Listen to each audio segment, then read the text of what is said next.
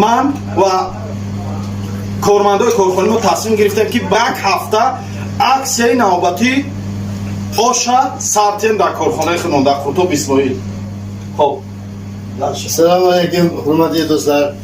Mana bugun Rajab oyi munosabati bilan hammalarda oshga taklif qilamiz.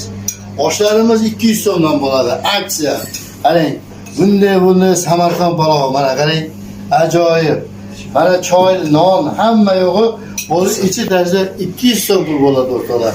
Nimaga deganim Rajab oyining hurmatidan hammalarda osh bilan mana shu Ismoiljon hoji و تصمیم گرفتیم یک هفته فایده نگیریم همین آشی خدمان و همین یک هفته مردم در 200 روبل کلچش، چایش و آشش.